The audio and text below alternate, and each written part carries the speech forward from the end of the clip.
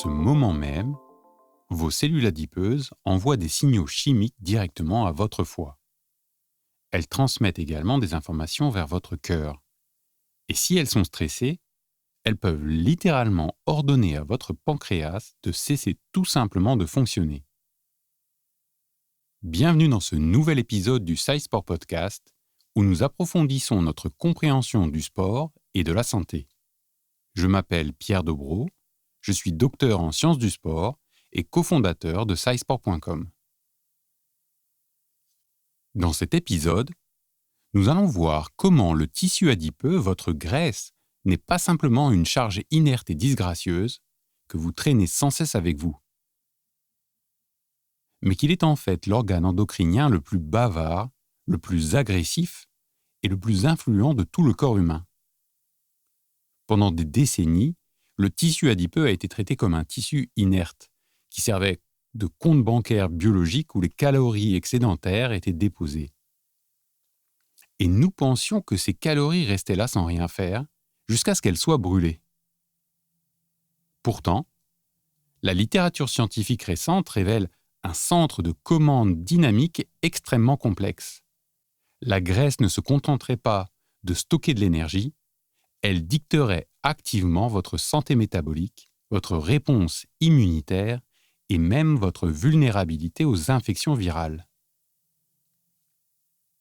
L'objectif de cet épisode est donc de décoder la vie cachée de ce tissu, car si vous voulez comprendre votre santé, vous devez comprendre cela.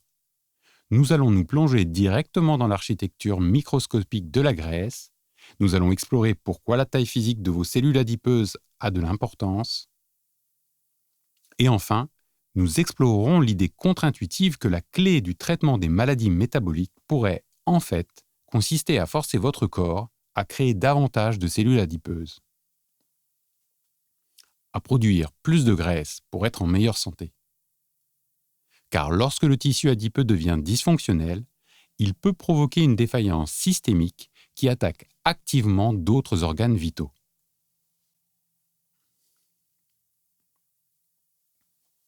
Commençons par remettre en cause l'hypothèse d'un poids santé véhiculé par l'IMC, l'indice de masse corporelle.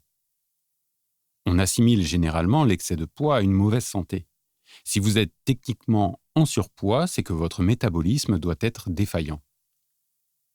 Mais les données épidémiologiques montrent que jusqu'à 25% des personnes obèses seraient en réalité métaboliquement saines, en parfaite santé, avec une tension artérielle normale, un profil lipidique parfait et une sensibilité élevée à l'insuline. À l'inverse, environ 10 à 30% des personnes qui ne présentent pas de surpoids sur la balance, celles qui seraient considérées normales selon l'IMC, seraient métaboliquement obèses et présenteraient des signes cliniques graves d'insulinorésistance. Ils sont métaboliquement malades même s'ils ne présentent pas les signes visuels d'un excès de graisse.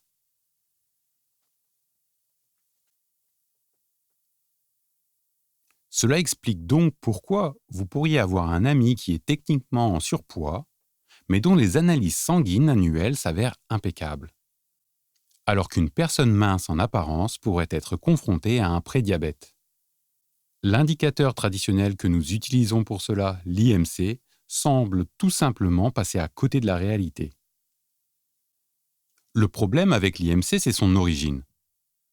Il est basé sur l'indice de Quetelet, du nom de son créateur, Adolphe Quetelet, mathématicien et statisticien belge qu'il a créé au début du XIXe siècle pour étudier l'état général d'une population entière, afin de définir, entre guillemets, l'homme moyen.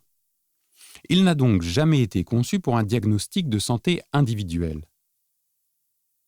Puisque l'IMC se calcule en divisant votre poids par votre taille au carré, il ne peut pas faire la distinction entre la masse musculaire, la densité osseuse et la masse grasse.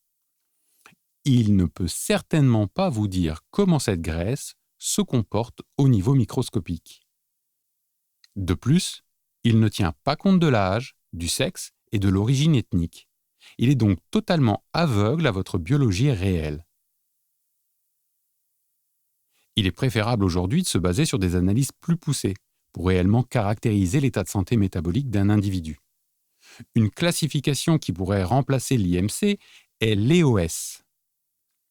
EOSS pour Edmonton Obesity Staging System. Cette approche caractérise la sévérité de l'obésité en fonction des risques pour la santé. Elle classe l'obésité en fonction des symptômes cliniques et des problèmes de santé qui sont sous-jacents.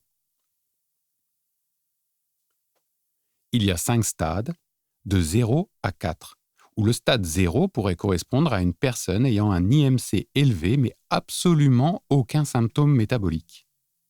Elle est cliniquement en bonne santé. Mais les stades 3 et 4 correspondent à une personne obèse, qui souffre par exemple d'une maladie cardiovasculaire grave, d'arthrose ou de lésions d'organes cibles. Cela oblige à traiter la maladie elle-même et pas seulement un chiffre sur la balance.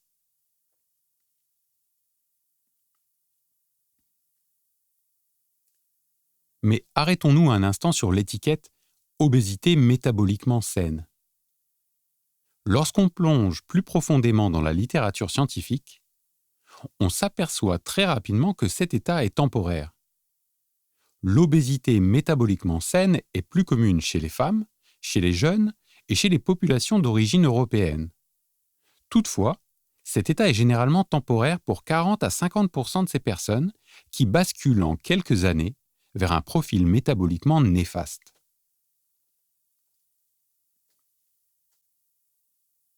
Une vaste étude anglaise, nommée SFIN, a suivi 3,5 millions de personnes pendant en moyenne plus de 5 ans.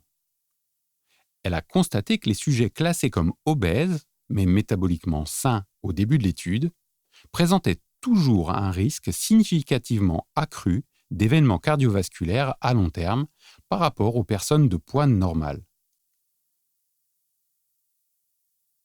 Le risque de maladie coronarienne était accru de 49%, de 7% pour les maladies vasculo-cérébrales et de 96% pour l'insuffisance cardiaque.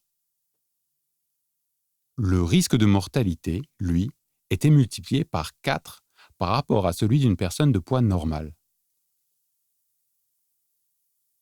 Ainsi, parler d'obésité métaboliquement saine représente un instantané d'une cible mouvante. Il est très probable que l'obésité métaboliquement saine ne soit qu'une exposition plus courte à un environnement dysfonctionnel. La plupart des personnes ne seront donc pas en bonne santé de façon permanente.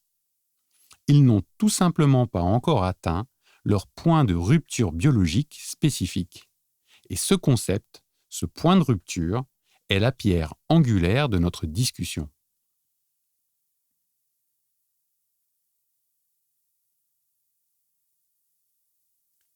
L'hypothèse de l'expansion du tissu adipeux.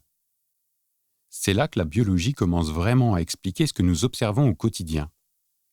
Car cette théorie soutient que chacun posséderait une limite déterminée génétiquement et peut-être environnementalement, une limite physique quant à la quantité de tissu adipeux pouvant être accumulé dans notre corps en toute sécurité. On ne développe pas de résistance à l'insuline parce qu'on atteint un poids spécifique sur la balance, on la développe lorsqu'on atteint sa limite personnelle spécifique au tissu adipeux. Pensez à la fonction première du tissu adipeux. C'est un réservoir protecteur car il éloigne la graisse des autres organes. Parmi tous les tissus non cancéreux de votre corps, la graisse est incroyablement unique. Elle peut plus que doubler de volume pour accueillir l'excès d'énergie nutritionnelle. Elle l'emballe et le stocke en toute sécurité. Le but est de protéger vos organes distants, comme votre foie et votre cœur, contre un débordement lipidique. Mais cette capacité de stockage sécurisée est limitée.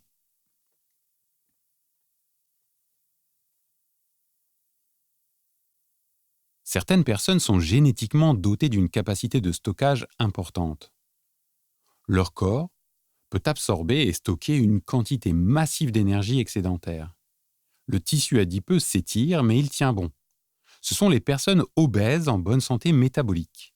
Elles ont simplement une capacité naturelle plus importante à l'expansion des réserves lipidiques.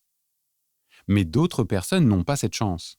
Elles ne peuvent stocker qu'une portion limitée de cette énergie excédentaire avant que le tissu adipeux ne déborde.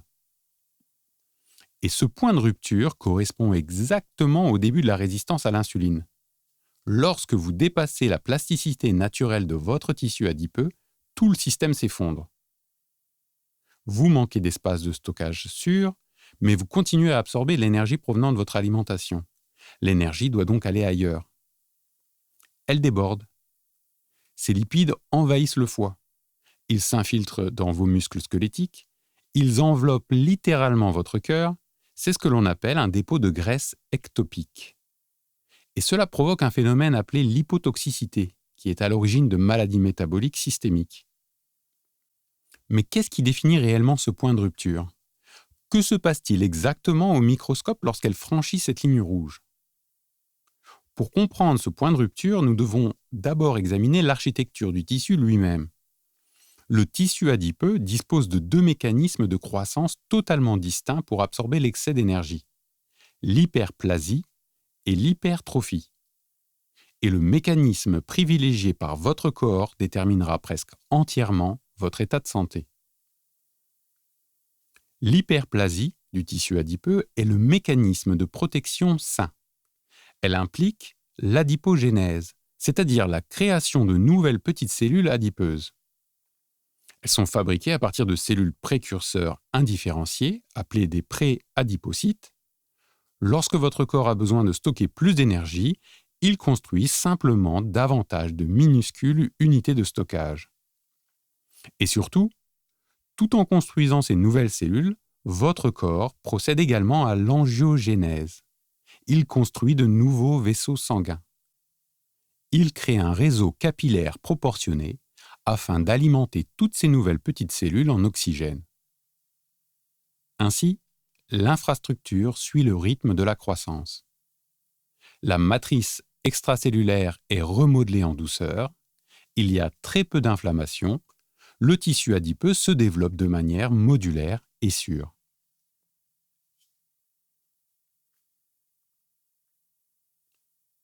Le second mécanisme d'expansion du tissu adipeux est l'hypertrophie.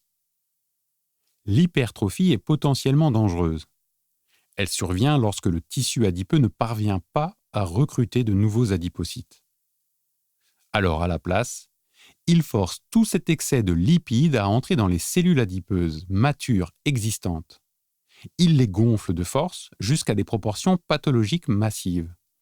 Pour vous donner un ordre de grandeur, une cellule adipeuse saine peut avoir un diamètre de 20 à 40 micromètres. Mais en cas d'hypertrophie sévère, on voit ces cellules individuelles gonfler jusqu'à 300 micromètres. C'est structurellement catastrophique. Et cela crée une crise logistique profonde pour la cellule, principalement en ce qui concerne l'oxygène. Car lorsqu'une cellule se dilate de manière aussi drastique, son volume interne augmente bien plus rapidement que sa surface. Et lorsqu'une cellule adipeuse dépasse environ 100 micromètres de diamètre, l'oxygène ne peut plus se diffuser efficacement depuis les vaisseaux sanguins à l'extérieur jusqu'au centre de la cellule.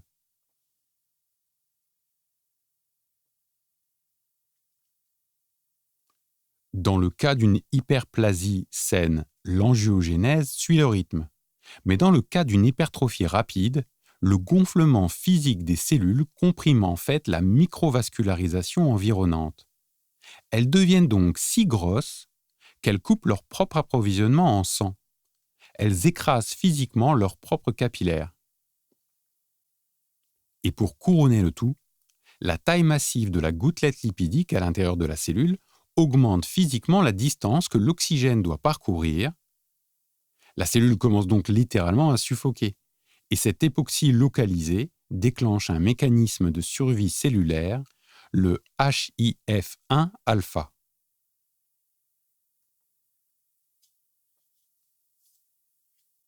Son activation déclenche une réponse de stress massive. La cellule sait qu'elle est en train de mourir et elle sait qu'elle est structurellement instable car elle est trop pleine. Pour empêcher cette gigantesque gouttelette lipidique surgonflée d'éclater et de répandre partout des acides gras libres hautement toxiques, Le tissu environnement met en place un protocole de confinement. Il tente de construire une cage autour de la cellule mourante. Et pour ce faire, il dépose des quantités excessives de protéines de la matrice extracellulaire, en particulier du collagène de type 1 et du collagène de type 6. Il construit rapidement cette cage fibreuse, rigide et dense, autour de la cellule gonflée pour la maintenir en place. C'est la fibrose. Cette cage fibreuse empêche la cellule d'éclater, mais elle immobilise aussi complètement le tissu. Elle le rend rigide et totalement incapable de toute expansion saine ultérieure. Vous avez donc une cellule massive en train de suffoquer, enfermée dans une cage de collagène rigide, et cela déclenche une réponse immunitaire massive avec une infiltration de macrophages. Les macrophages sont l'équipe de nettoyage du système immunitaire. Ils phagocytent les cellules mortes et les débris. À mesure que les cellules massives subissent une hypoxie et finissent par mourir, elles libèrent des signaux chimiques de détresse. Or, dans un état sain, le tissu adipeux contient une population résidente de macrophages M2, qui sont anti-inflammatoires. Ils préservent l'homéostasie tissulaire, mais les signaux de détresse émis par les cellules adipeuses mourantes et suffocantes convoquent les macrophages de type M1, qui sont une variante pro-inflammatoire. Les macrophages M1 envahissent le tissu adipeux, ciblant spécifiquement les adipocytes morts ou mourants. Et ils les encerclent physiquement pour former des structures en couronne. Pour décomposer les débris et renforcer cette cage de confinement en collagène, ces macrophages M1 commencent à sécréter des cytokines hautement inflammatoires telles que le facteur de nécrose tumorale TNF-alpha et l'interleukine 6, IL-6. Et c'est là que le cercle vicieux s'enclenche véritablement. Car les recherches montrent que ces signaux inflammatoires spécifiques, en particulier le TNF-alpha, empêchent en réalité l'organisme de résoudre le problème initial. C'est là l'ironie tragique de l'hypertrophie pathologique. L'inflammation générée par les cellules mourantes inhibe activement les cellules souches locales. Elle les empêche complètement de se transformer en nouveaux adipocytes. Elle stoppe l'adipogénèse. Elle désactive la voie hyperplastique saine. L'inflammation causée par des cellules trop volumineuses bloque littéralement la capacité du tissu à produire les nouvelles petites cellules qui soulageraient la pression. Ainsi, elle oblige toute nouvelle énergie que vous consommez à être réinjectée directement dans les cellules mourantes déjà gonflées, accélérant l'hypoxie, augmentant l'infiltration de macrophages et aggravant l'inflammation de manière exponentielle. Nous venons donc d'établir les mécanismes liés à la défaillance du tissu adipeux. Des cellules massives et asphyxiantes, des cages de collagène et des cellules immunitaires coincées dans une boucle d'inflammation chronique. Mais l'emplacement de ces cellules surdimensionnées a-t-il une importance ? L'emplacement de votre graisse détermine-t-il la gravité de la maladie ? Eh bien, l'emplacement est l'un des facteurs le plus critiques dans tout cela. Le corps possède plusieurs dépôts de graisse et ceux-ci ne se comportent absolument pas de la même manière. La distinction principale se fait entre le tissu adipeux sous-cutané et le tissu adipeux viscéral. La graisse sous-cutanée est la graisse située juste sous la peau. C'est celle que vous pouvez pincer sur vos hanches, vos cuisses ou l'arrière de vos bras. Mais la graisse viscérale est la graisse profonde du ventre. Elle est étroitement logée à l'intérieur de la cavité abdominale, enveloppant vos organes internes, votre estomac et vos intestins. Et leurs profils biologiques sont très différents. La graisse sous-cutanée est généralement considérée métaboliquement protectrice, car chez la plupart des gens, elle peut s'étendre en toute sécurité. La graisse sous-cutanée possède une capacité inhérente bien supérieure à cette expansion hyperplastique sans danger. elle contient naturellement une densité plus élevée de préadipocytes qui sont prêts à se différencier et à former de petites unités de stockage saines en cas de besoin. Mais la graisse viscérale est intrinsèquement plus dangereuse. Elle contient moins de préadipocytes car elle ne dispose pas d'une réserve suffisante de ces cellules précurseurs. Lorsque la graisse viscérale est contrainte de stocker un excès d'énergie, elle s'appuie presque entièrement sur l'hypertrophie. Elle se contente de gonfler immédiatement ces cellules existantes beaucoup plus rapidement que la graisse sous-cutanée. Elle atteint le point de rupture hypoxique avec un rapport énergétique bien moindre. Mais le véritable danger de la graisse viscérale réside dans son système de circulation anatomique.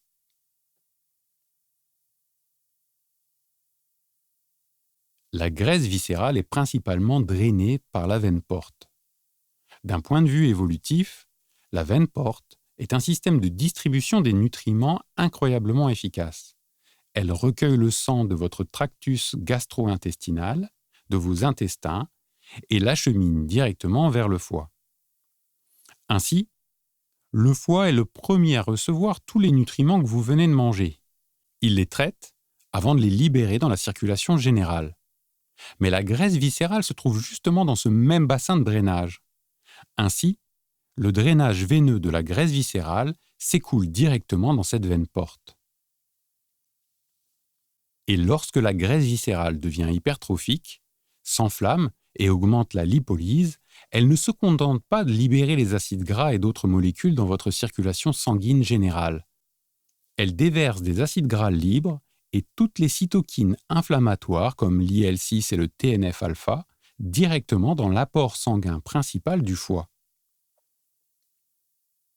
L'afflux massif de lipides, mais surtout de signaux inflammatoires, entraîne rapidement une résistance hépatique à l'insuline, ce qui conduira inévitablement à une stéatose hépatique non alcoolique, pouvant évoluer vers une cirrhose sévère si rien n'est fait.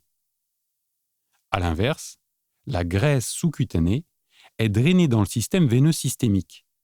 Au moment où les signaux provenant de la graisse sous-cutanée atteignent le foie, ils ont été massivement dilués dans l'ensemble du volume sanguin de l'organisme.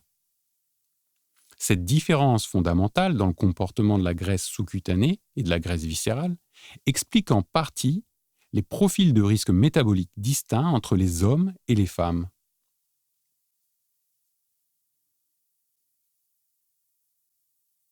Les différences entre les sexes en matière d'expansion des tissus adipeux sont profondes et génétiquement déterminées. Les hommes possèdent naturellement des dépôts adipeux plus importants, tant au niveau sous-cutané que viscéral, quel que soit leur pourcentage global de graisse corporelle. Les hommes sont naturellement prédisposés à l'hypertrophie.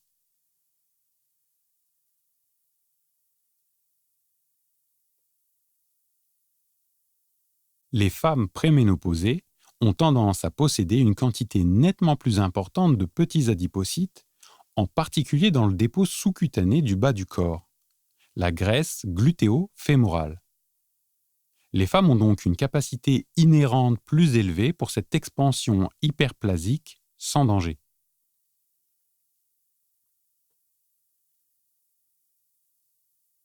À mesure que les lipides s'accumulent, les femmes créent généralement de nouvelles cellules, tandis que les hommes gonflent généralement celles qui existent déjà. Ce processus est régulé par les récepteurs des œstrogènes, ER-alpha et ER-bêta, qui sont exprimés sur les adipocytes et les cellules précurseurs. L'œstrogène agit comme une puissante molécule de signalisation qui favorise l'adipogénèse.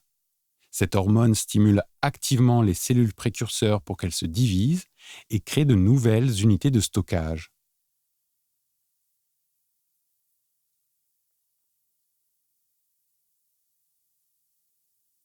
C'est ce mécanisme biologique qui sous-tend les morphologies traditionnelles sexuelles. La silhouette en poire, dite gynoïde, chez la femme correspond à l'accumulation de graisse sous-cutanée hyperplastique protectrice sur les hanches et les cuisses. Et la silhouette en pomme, dite androïde, chez l'homme, correspondrait à l'accumulation dangereuse de graisse viscérale hypertrophique dans l'abdomen.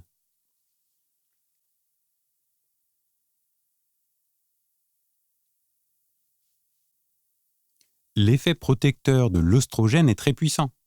Lorsque l'on supprime le récepteur ER-alpha chez des souris femelles, paralysant complètement la voie de signalisation des œstrogènes, elles développent rapidement une accumulation massive de graisse viscérale, même avec un régime alimentaire normal.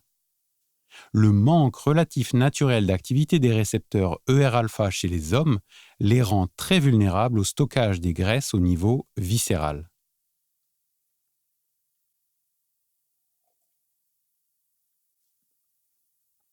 Lorsqu'une cellule adipeuse s'hypertrophie, s'étouffe sous son propre poids et s'enflamme, elle commence à diffuser son signal de détresse au reste du corps. Elle utilise son vaste réseau endocrinien. J'ai mentionné au début de cet épisode que la graisse est un organe endocrinien très bavard. En effet, le tissu adipeux sécrète une multitude de molécules de signalisation qu'on appelle les adipokines. Il s'agit d'une diffusion continue à l'échelle de l'organisme, et le ton de cette diffusion est entièrement dicté par la santé structurelle des cellules adipeuses. Lorsque le tissu adipeux se trouve dans un état hyperplastique sain, petites cellules, oxygène en abondance, absence de collagène fibreux, il agit comme une force stabilisatrice pour l'organisme tout entier. Il sécrète des adipokines bénéfiques. L'une d'entre elles, l'adiponectine, est sans doute l'hormone cardioprotectrice et sensibilisatrice à l'insuline la plus cruciale de l'organisme. Et elle est sécrétée presque exclusivement par de petits adipocytes sains. Elle circule à des concentrations remarquablement élevées. Son rôle est d'indiquer au reste de l'organisme que le stockage d'énergie est assuré. Elle se rend au foie et inhibe la surproduction de glucose. Elle se rend aux muscles squelettiques et améliore l'absorption du glucose présent dans le sang. Elle agit même sur les vaisseaux sanguins pour prévenir l'accumulation de plaques. Et il existe bien d'autres adipokines bénéfiques. L'apline agit directement sur le système cardiovasculaire. Elle protège le cœur contre les lésions ischémiques et prévient la fibrose dangereuse du muscle cardiaque. Le SFR-P5 est une puissante molécule de signalisation anti-inflammatoire. Elle se rend au foie et inhibe activement l'activation des cellules stellaires hépatiques, responsables de la cirrhose hépatique. Dans un état sain, votre graisse inonde constamment vos organes vitaux de ces signaux protecteurs.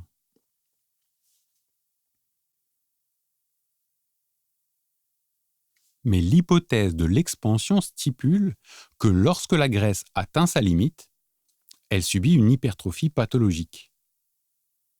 Et lorsqu'elle commence à suffoquer et que l'alarme se déclenche, toute cette diffusion protectrice bascule violemment. La production des bonnes adipokines s'effondre. La sécrétion d'adiponectine chute de manière spectaculaire. Les signaux stabilisateurs disparaissent. Les cellules adipeuses enflammées et mourantes ainsi que les macrophages M1 envahisseurs se mettent à déverser un torrent de signaux hautement inflammatoires favorisant le diabète.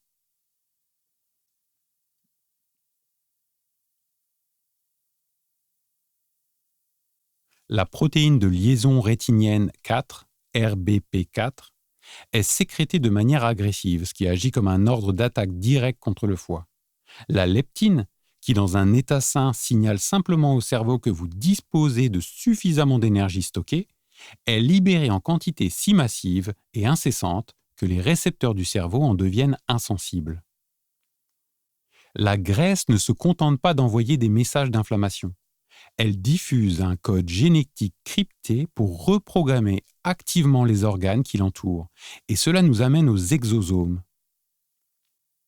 Les vésicules extracellulaires, et plus particulièrement les exosomes, constituent une découverte majeure en biologie cellulaire. Pendant longtemps, nous avons pensé que les cellules ne communiquaient que par le biais de simples hormones chimiques s'adaptant aux récepteurs comme une clé dans une serrure. Mais les exosomes sont différents.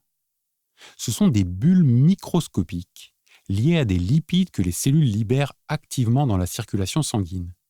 Ils sont chargés d'une cargaison moléculaire très spécifique comprenant des protéines, des lipides, mais surtout des micro-ARN. Les micro-ARN sont de petits fragments de matériel génétique non codants. Ils ne construisent pas eux-mêmes des protéines. Au lieu de cela, lorsqu'un exosome est absorbé par une cellule cible éloignée, par exemple une cellule hépatique, le micro-ARN est déballé. Il se lie alors à l'ARN messager de la cellule cible et bloque ou modifie activement son expression génétique.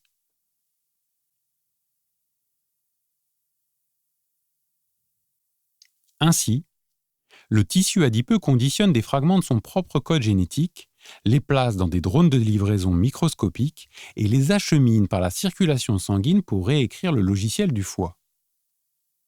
Par exemple, lorsque le tissu adipeux est infiltré par des macrophages M1 inflammatoires, ceux-ci encapsulent des niveaux élevés de micro-ARN MIR155 dans des exosomes et les libèrent. Ceux-ci y circulent dans l'organisme et sont captés par les tissus cibles de l'insuline. Et une fois à l'intérieur, le MIR155 cible et réprime activement les gènes nécessaires à la sensibilité à l'insuline. La graisse impose littéralement son propre dysfonctionnement au reste du corps au niveau génétique.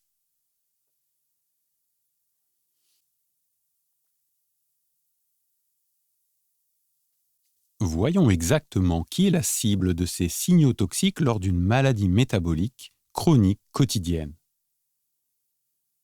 Parlons du pancréas, et plus précisément des cellules bêta situées à l'intérieur du pancréas qui sont chargées de produire notre insuline. Le dialogue entre le tissu adipeux et les cellules bêta pancréatiques est sans doute l'axe de communication le plus critique dans la prévention du diabète de type 2. Et le langage principal qu'elles utilisent implique une adipokine appelée adipsine. Dans un état sain, vos cellules adipeuses sécrètent de l'adipsine dans la circulation sanguine. Une fois dans le sang, elle agit comme un catalyseur. Elle forme un complexe enzymatique appelé C3-convertase, qui traque une protéine circulante qui est abondante appelée C3. Lorsque la convertase trouve la C3, elle la clive physiquement, elle la coupe en deux, ce qui donne deux produits actifs, C3b et C3a. Et C3a est la molécule qui se rend effectivement au pancréas. Elle agit comme une clé hautement spécifique. C3a circule dans la microcirculation du pancréas et se lie directement à un récepteur situé spécifiquement à la surface des cellules bêta productrices d'insuline.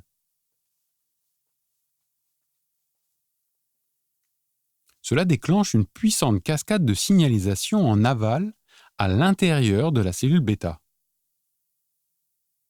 Premièrement, cela renforce considérablement sa capacité à sécréter de grandes quantités d'insuline dès qu'elle détecte du glucose dans le sang. Cela rend la cellule bêta très réactive. Deuxièmement, cela désactive la séquence d'autodestruction de la cellule. Les cellules bêta sont très susceptibles de mourir par apoptose, qui est la mort cellulaire programmée, lorsqu'elles sont soumises au stress d'une glycémie élevée ou d'une inflammation.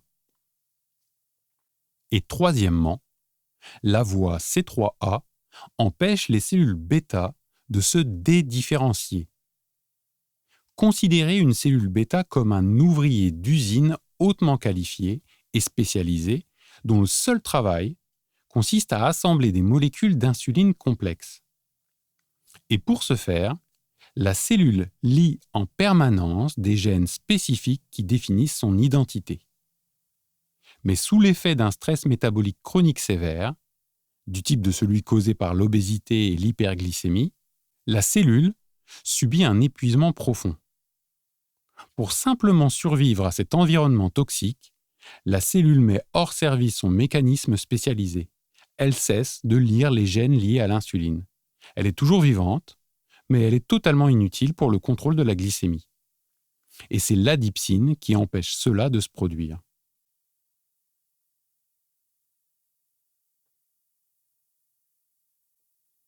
Donc chez une personne en bonne santé, c'est sa graisse hyperplastique qui fournit constamment des adipsines qui atteignent le pancréas, maintenant les cellules bêta réactives, vivantes et spécialisées. Mais que se passe-t-il lorsque le tissu adipeux atteint sa limite d'expansion et subit une hypertrophie? À mesure que les cellules adipeuses deviennent hypertrophiques et enflammées, la production de C3A chute complètement. Dans les modèles animaux d'obésité sévère et chez les patients humains atteints de diabète de type 2, les taux circulants de C3A sont fortement réduits. C3 n'est jamais clivé et C3A n'atteint jamais le pancréas. Sans ce signal protecteur constant qui atteint le récepteur, les cellules bêta se retrouvent complètement vulnérables. Elles ne peuvent plus sécréter suffisamment d'insuline pour surmonter la résistance systémique à l'insuline. Elles commencent à mourir par apoptose et les cellules survivantes se dédifférencient, abandonnant leur fonction de production d'insuline. Le pancréas défaillit non seulement à cause du glucose, mais aussi parce que la graisse l'abandonne.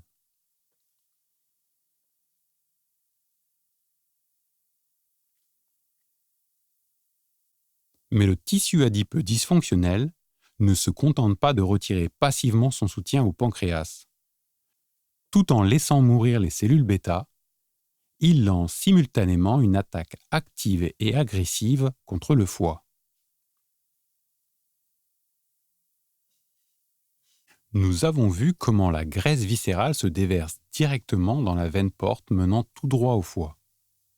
Dans un état sain, la graisse envoie par cette veine des facteurs protecteurs tels que l'adiponectine et la neuréguline 4. Ces signaux indiquent essentiellement au foie, avec toute cette énergie stockée en toute sécurité dans la graisse, tu n'as pas besoin de produire davantage de glucose.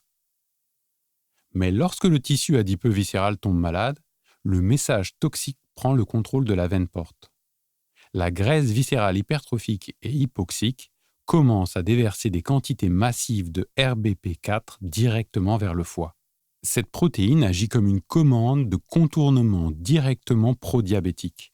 Elle se lie aux récepteurs des cellules hépatiques et les force à réguler à la hausse de manière effrénée une enzyme spécifique appelée PEP carboxykinase. La PEPCK est comme le chef d'équipe principal sur la chaîne de montage du glucose. Lorsqu'elle est très active, le foie fabrique de manière agressive de nouvelles molécules de glucose à partir de presque rien, un processus appelé gluconéogénèse hépatique. Et la protéine RBP4 oblige la PEPCK à fonctionner à plein régime.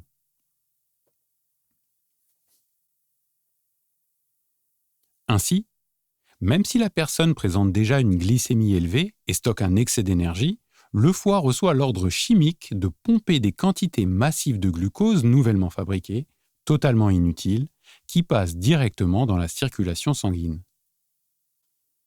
Pour résumer, la graisse dysfonctionnelle ne fournit pas l'adipsine au pancréas qui doit produire de l'insuline pour faire baisser la glycémie et bombarde simultanément le foie de RBP4, lui ordonnant de fabriquer et de déverser davantage de glucose dans le sang.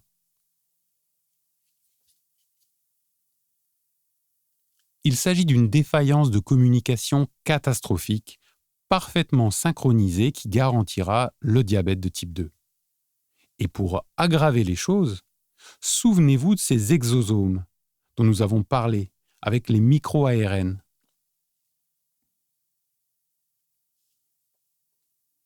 Eh bien, la graisse viscérale enflammée envoie des exosomes chargés de MIR155 et MIR222 directement dans la veine porte. Lorsque ces micro-ARN pénètrent dans les cellules hépatiques, Ils recherchent activement et détruisent l'ARN messager qui construit les récepteurs d'insuline à la surface du foie.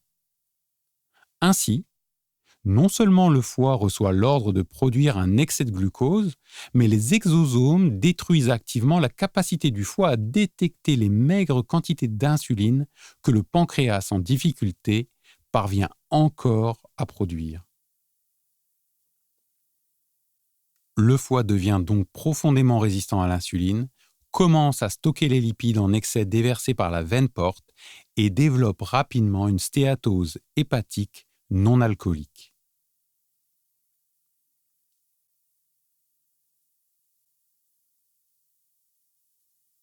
Via des adipokines inflammatoires circulant dans le sang, le tissu adipeux dysfonctionnel dicte à distance le sort du pancréas et du foie.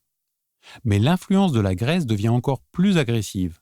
Parfois, le tissu adipeux s'engage dans un combat physique au corps à corps et cela nous amène à la relation entre la graisse et le cœur. Il faut distinguer deux types de graisse interagissant avec le système cardiovasculaire. Le tissu adipeux brun et le tissu adipeux épicardique. Commençons par le tissu adipeux brun.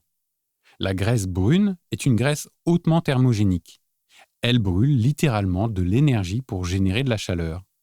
Les nouveau-nés ont besoin pour rester au chaud, mais les adultes possèdent également des dépôts de graisse brune actifs. Ils sont principalement situés autour des clavicules et de la partie supérieure de la colonne vertébrale.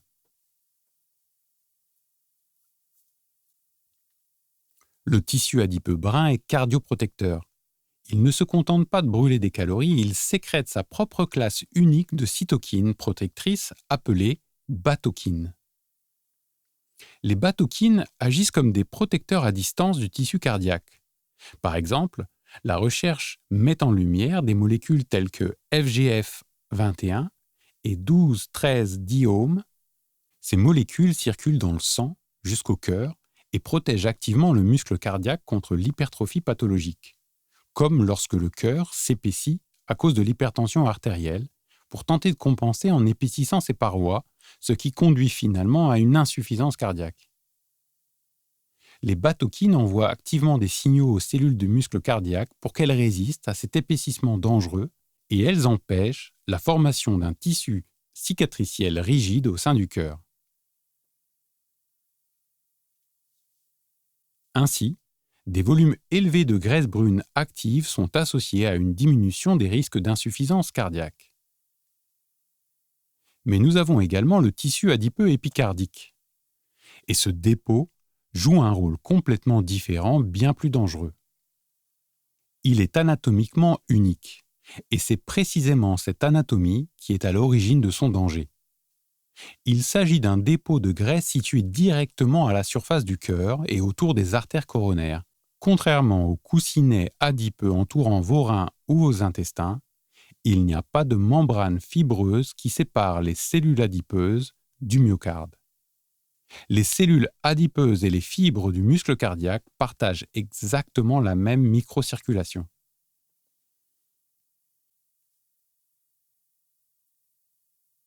Le tissu adipeux épicardique sain se comporte en grande partie comme du tissu adipeux brun. Il présente une forte expression thermogénique, ce qui signifie qu'il peut générer de la chaleur localement. Et le muscle cardiaque dépend fortement des acides gras pour son énergie. Ce tissu adipeux épicardique fournit une source localisée, hautement efficace et immédiatement disponible d'acides gras libres que le cœur peut brûler. Et lorsqu'il est sain, il sécrète des adipokines protectrices directement dans le tissu cardiaque, ce qui maintient les vaisseaux coronaires détendus. Mais l'hypothèse de l'expansion s'applique ici également. Sous le stress de l'obésité systémique et de l'excès calorique, le tissu adipeux épicardique perd ses caractéristiques protectrices et commence à s'hypertrophier. Il devient hypoxique et s'enflamme profondément. Le tissu adipeux épicardique enflammé commence à sécréter de manière agressive des marqueurs profibrotiques et inflammatoires tels que la leptine et la visfatine, directement dans la microcirculation commune avec le muscle cardiaque. À mesure qu'elles s'infiltrent les couches musculaires, ces cellules envahissantes déposent du collagène dense et libèrent des cytokines inflammatoires au milieu même des fibres musculaires cardiaques. Ce processus provoque un remodelage structurel sévère de la paroi cardiaque. Mais le danger le plus immédiat n'est pas seulement la faiblesse mécanique, c'est la perturbation électrique. Le cœur dépend de signaux électriques précis et parfaitement synchronisés qui circulent à travers les fibres musculaires pour maintenir un rythme cardiaque régulier. Lorsque des cellules adipeuses envahissantes et des plaques fibreuses denses de collagène s'intercalent physiquement entre les fibres musculaires, ces signaux électriques sont bloqués, ralentis ou complètement brouillés. Nous pensons généralement que l'obésité provoque des problèmes cardiaques uniquement parce que les principales artères coronaires se bouchent. Mais la graisse excessive perturbe physiquement le signal. Cela explique pourquoi l'obésité est un facteur de risque indépendant si important pour les arythmies, en particulier la fibrillation auriculaire. La toxicité localisée des adipokines et l'infiltration physique altèrent les canaux ioniques des cellules cardiaques, les rendant électriquement instables. C'est pourquoi les cardiologues commencent à considérer la mesure de l'épaisseur de la graisse épicardique sur une échocardiographie comme un signal vital essentiel, tout autant que la mesure de la pression artérielle ou du cholestérol LDL.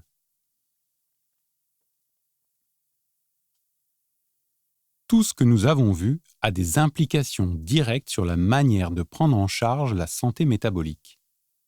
En somme, traiter l'obésité, c'est traiter le tissu adipeux. Il s'agit de réduire la quantité de graisse excédentaire, mais surtout d'améliorer sa qualité et sa répartition.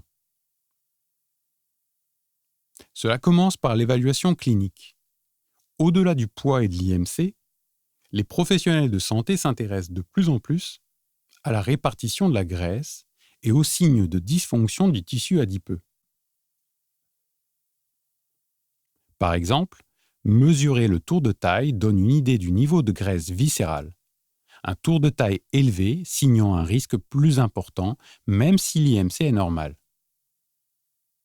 De même, des analyses sanguines peuvent révéler un profil adipocytaire altéré. Un taux bas d'adiponectine ou un ratio adiponectine-leptine déséquilibré, une élévation de certaines cytokines, etc. Tout cela suggère qu'un tissu adipeux est en souffrance. On peut aussi recourir à l'imagerie, scanner, IRM, DEXA, pour quantifier la part de graisse viscérale et de graisse sous-cutanée, ou même estimer la graisse hépatique. Ces outils permettent de mieux cerner le profil adipeux d'une personne. L'évaluation clinique moderne de l'obésité tend donc à être plus personnalisée en considérant la distribution graisseuse et les marqueurs biologiques, plutôt que de se fier aux seuls chiffres sur la balance.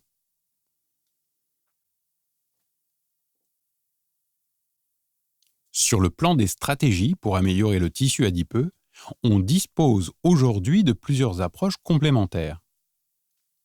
Tout d'abord, des mesures liées au mode de vie. C'est la base du traitement. Un régime alimentaire équilibré et modéré en calories, associé à une activité physique régulière, vise à réduire la masse grasse excédentaire, notamment la masse grasse viscérale, qui fond généralement en premier lors d'une perte de poids. Perdre ne serait-ce que 5 à 10% du poids peut entraîner une amélioration significative des paramètres métaboliques, glycémie, cholestérol, tension, car cette perte provient en bonne partie du compartiment adipeux abdominal délétère. Et l'exercice physique a un effet direct sur la santé du tissu adipeux. Il aide à diminuer l'inflammation dans le tissu, à augmenter la vascularisation et la sensibilité à l'insuline des adipocytes. Et il favorise la combustion des graisses par les muscles. Même sans perte de poids majeur, l'exercice peut réduire la graisse viscérale et augmenter légèrement la production d'adiponectine, ce qui se traduit par un tissu adipeux globalement plus sain. En pratique, on recommande aux patients obèses ou en syndrome métabolique de combiner une réduction des apports caloriques, sans carence, en privilégiant les aliments à faible index glycémique et riches en fibres et en protéines, et une augmentation des dépenses avec au moins 150 minutes d'activité modérée par semaine et idéalement beaucoup plus que cela. Ce duo diète et activité physique reste la pierre angulaire pour décharger le tissu adipeux et améliorer son fonctionnement.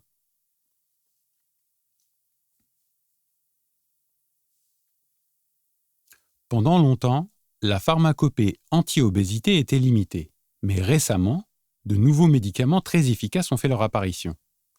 Les plus notables sont les agonistes des récepteurs GLP-1, comme le liraglutide et surtout la sémaglutide, initialement développés contre le diabète de type 2. Administrés par injection sous-cutanée, ils réduisent drastiquement l'appétit et ralentissent le vidangeage de l'estomac, induisant ainsi une perte de poids moyenne de l'ordre de 10 à 15% du poids corporel sur un an. Chez un patient obèse diabétique, un traitement par sémaglutide peut ainsi entraîner une quasi-rémission du diabète de type 2 après plusieurs mois, car en déchargeant massivement le tissu adipeux, on restaure une bonne sensibilité à l'insuline. Ces médicaments révolutionnent aujourd'hui la prise en charge de l'obésité sévère en offrant sans chirurgie une réduction durable de la masse grasse et une amélioration rapide des marqueurs métaboliques.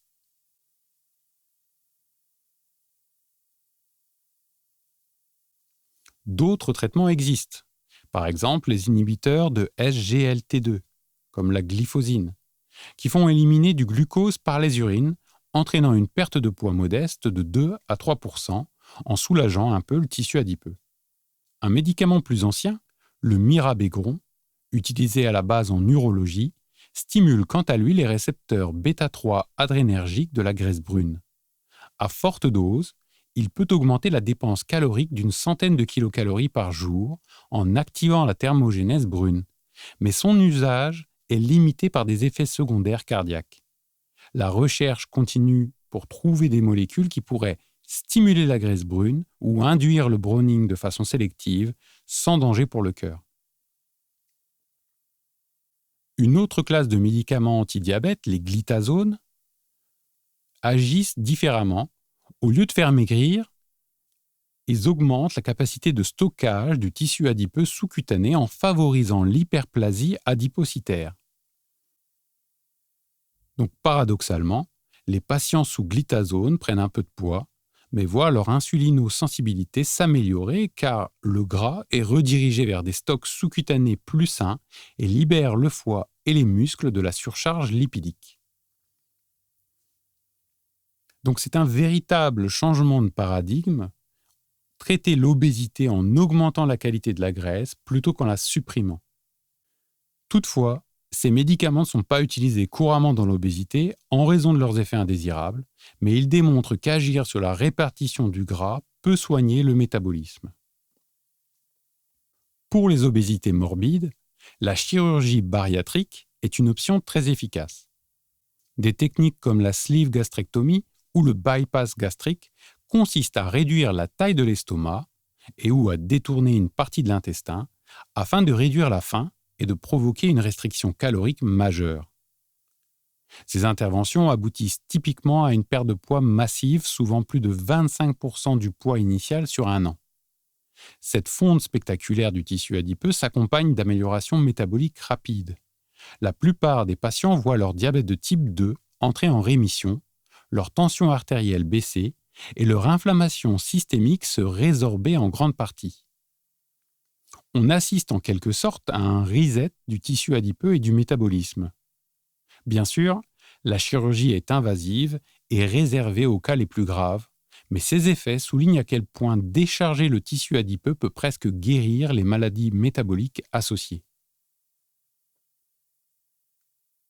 De plus, après une chirurgie bariatrique, la graisse corporelle se reconstruit différemment. On observe généralement une reprise très limitée de la graisse viscérale, même si le poids remonte un peu, la répartition est améliorée. Il faut cependant maintenir une bonne hygiène de vie car en cas de regain de poids, c'est souvent la graisse viscérale qui reviendra en premier.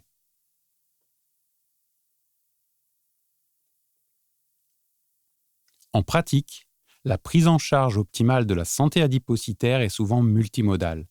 Une amélioration du mode de vie combinée aux nouveaux médicaments et pour certains à la chirurgie donne des résultats plutôt impressionnants.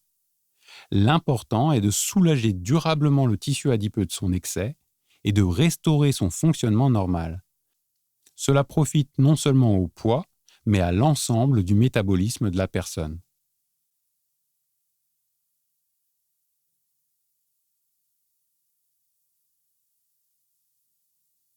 Pour conclure, retenons que le tissu adipeux n'est clairement pas un simple rembourrage inerte comme on l'a longtemps imaginé.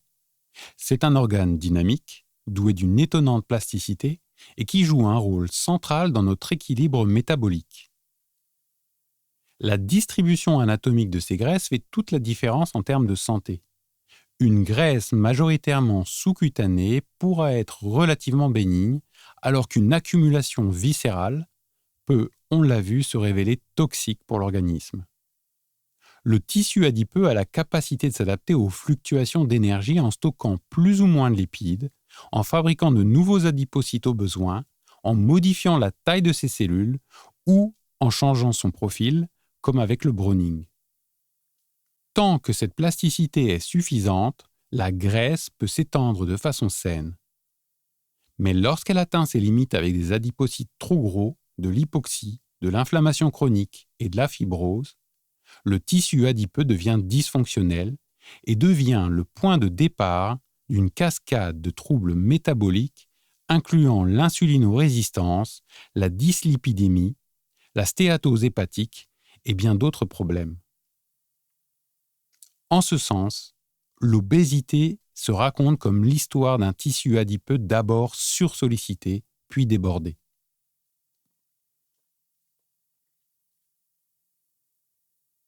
La bonne nouvelle, c'est qu'il est possible de renverser la vapeur. Le tissu adipeux, aussi malmené soit-il, conserve une capacité à se réparer et à retrouver un fonctionnement plus sain si on lui en donne l'occasion. En réduisant l'excès calorique, en faisant appel à ses réserves par l'exercice et grâce aux thérapies émergentes, on peut progressivement décharger la graisse et restaurer un dialogue plus sain avec le corps. En prenant soin de notre tissu adipeux par une alimentation et un mode de vie adapté, et avec l'aide de la médecine si nécessaire, il est possible d'améliorer grandement notre santé métabolique. Longtemps négligée, la graisse s'affirme aujourd'hui comme un organe clé dont dépend une grande partie de notre équilibre interne. Mieux nous la comprendrons, mieux nous pourrons agir pour prévenir et traiter les maladies liées à son dérèglement et accompagner chacun vers un métabolisme plus sain.